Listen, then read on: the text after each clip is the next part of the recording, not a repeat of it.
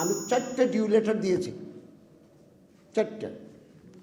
শিক্ষা মন্ত্রণালয় উপদেষ্টাকে দিয়েছি, প্রাথমিককে দিয়েছি, আইনকে দিয়েছি এবং প্রতিরক্ষাকে দিয়েছি যে কওমি সনদ আল হাইয়াতুল উলিয়া লিল মাদারিসিল জামিয়াতুল কওমিয়ার প্রাপ্ত সনদগুলো কামিলের দাখিল আলিম ফাজিল কামিলের যে মর্যাদা, তারা যে সুযোগ সুবিধা পাচ্ছেন ওনাদের জন্য সুযোগ সুবিধা প্রদান করা হয়। মাননীয় আইন উপদেষ্টা আমার এই ডিউ লেটার প্রতি সম্মান জানিয়ে ইতিমধ্যে এই কওমি সনদকে নেকা রেজিস্টারের হিসাবে গ্যাজেট করে দিয়েছেন।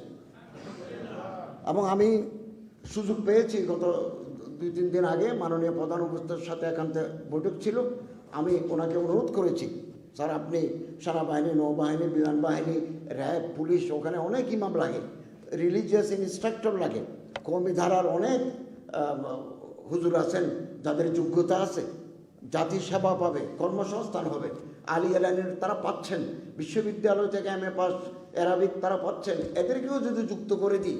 তিনি বললেন তুমি আমাকে একটা চিঠি পাঠাও, আমি দ্রুত এই চিঠি পাঠিয়ে দেব। আশা করতে পারি সেখানেও আলেমরা ঢোকার সুযোগ পাবেন। মসজিদ নীতিমালা করে দিয়েছি, মডেল মসজিদ নীতিমালা প্রায় চূড়ান্ত। যেহেতু বেতন বাড়াবো, মডেল ইমামদের, মসজিদদের অর্থ মন্ত্রণালয়ের একটু ক্লিয়ারেন্স লাগে। আর এমনি জেনারেল মসজিদ নীতিমালা আমরা করে ফেলেছি। দারুল আরকাম, আপনাদের এই প্রজেক্টটা পাস করতে আমি রাত দিন ঘুমাই নাই। প্রথমে এটা আউটসোর্সিংয়ে দিয়েছিল, কত পিঠের উপর হাত বুলাই অনুরোধ করে এটাকে আবার আগের শেপে নিয়ে এসেছি। মডেল মসজিদ দারুল আরকাম 1 বছরের বেতন সহ একনাকে পাস করে দিছি।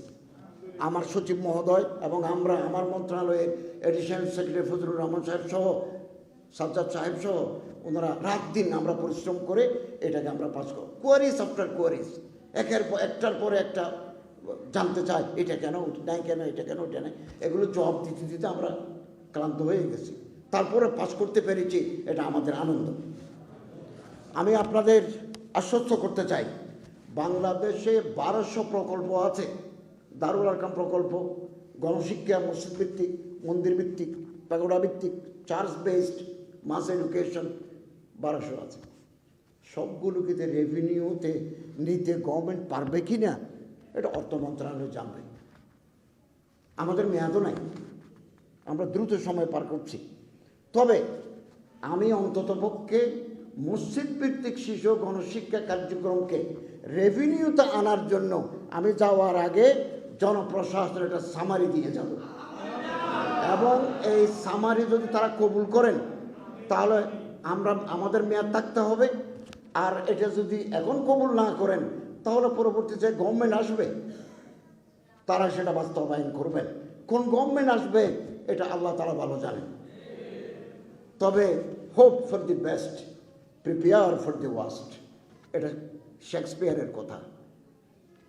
আশা করো ভালো হবে, প্রস্তুত থাকো এর চেয়ে খারাপ হবে। Prepare, hope for the best, আমরা এই হোপ রাখতে চাই। দুনিয়া উম্মিদ পর কায়েম হ্যায়। Hope for the best, prepare for the worst. আমি আমার কর্মকালীন সময়ে আমি ইসলামিক ফাউন্ডেশন, ওয়াকফ প্রশাসন, হজ উইং, আমার মন্ত্রণালয়ের সমস্ত কাজকে ট্রান্সপারেন্ট এবং স্বচ্ছ করেছি। আমাদের পরে যিনি মন্ত্রী আসবেন তিনি হয়তো আরও বেটার করবেন। আমাদের হাতে যে টাকা থাকতো, আমরা যখন দায়িত্ব নিয়েছি 20 বিলিয়ন মার্কিন ডলার আমাদের রিজার্ভে ছিল, এখন তো 32+। টাকা লুট করে না নিলে হয়তো আমাদের চলাকালীন সময়ে আমরা আপনাদেরকে রেভিনিউতে আনতে পারতাম। টাকা তো নিয়ে গেছে, এখানে তো কিচ্ছু নাই। 3-4টা-5টা ব্যাংকে এক করতে হচ্ছে আমাদের। যাক, আগামী দিন আরও ভালো আসবে সেই প্রত্যাশা রাখছি, রেখে আপনাদের প্রতি আন্তরিকতা এবং কৃতজ্ঞতা জানিয়ে আজকের অনুষ্ঠান আমি আমার বক্তৃতা শেষ করছি।